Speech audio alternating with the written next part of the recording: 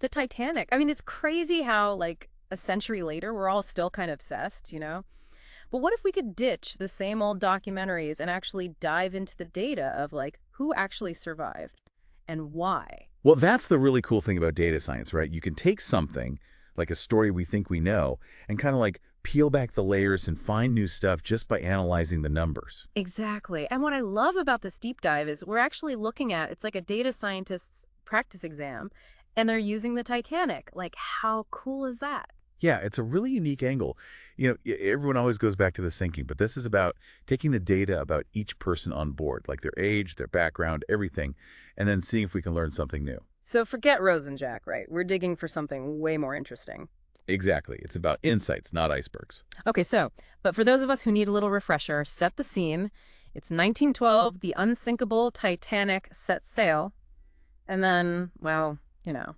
Right, so the data set, it basically gives you all these different categories for each passenger. Things like age, the class they were in, how much they paid for their ticket, even if they were traveling with family. And by using this, data scientists can use, well, all the tools we have now to look for patterns in all that information. Gotcha.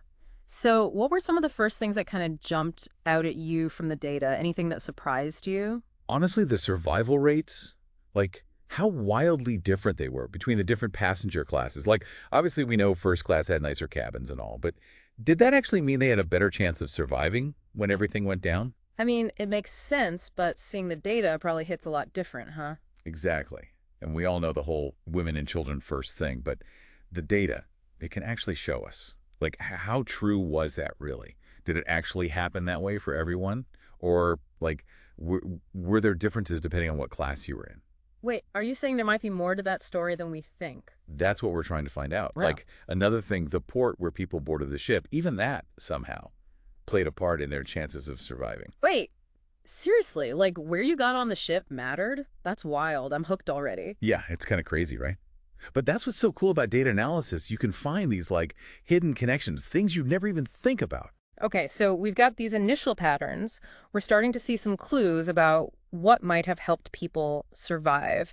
But how do we, like, dig deeper? How do we go from clues to actual answers? Well, that's where data scientists, they get to put on their detective hats. Mm. They use this thing called, it's called K-means clustering, and basically it helps them spot outliers in the data.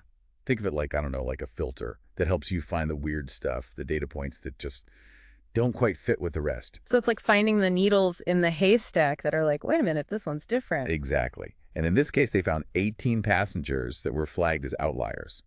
Now you might think, okay, 18 out of like almost 900 people, that's not that many. But I'm guessing statistically speaking. Statistically speaking, it's definitely something to pay attention to. These outliers, they had like unusual combinations of characteristics, like maybe they were traveling in a lower class, but they paid a crazy amount for their ticket.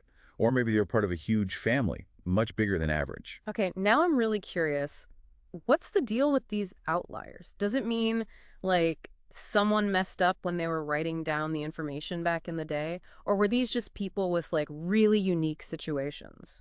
That's a great question. And honestly, it highlights one of the tricky things about working with data that's this old. We can analyze it with all the fancy tools we have now, but we got to remember this information was collected over 100 years ago. Things were done a little differently back then, you know. So it's like even with the best algorithms, there's always that chance of like, maybe we shouldn't take this too literally. Exactly. But here's the thing. Even these outliers, these kind of quirky data points, they can actually teach us something.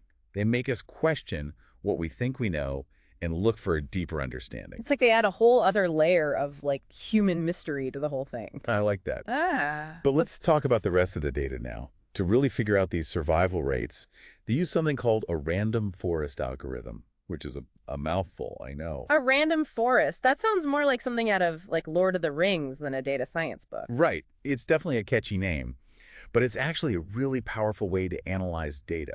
Imagine like a forest, but instead of trees, it's made up of these decision trees. And each one is looking at a different part of the data, a different angle. And then by taking all those different trees and putting them together, you get this like super accurate prediction. So it's like having a whole team of data detectives, each one with their own specialty, all working together to solve the case. You got it. And the results from this random forest analysis, Mhm. super interesting. Like they found the top predictors of survival, the things that really seem to make a difference between life or death. Okay, hit me with it. What were the top predictors? Some of them you probably could have guessed. Gender, obviously, the class you were traveling in, and how much you paid for your ticket. Those all played a big role. Yeah, makes sense. First class, they had more resources, and we know they were trying to get women and children off first. Exactly. But here's where it gets even more interesting. Age, like how old someone was, that ended up being a much bigger factor than people thought. Really. I would have thought in that kind of situation it was just about saving as many people as possible, no matter how old they were. You'd think so, right. But the data tells a different story.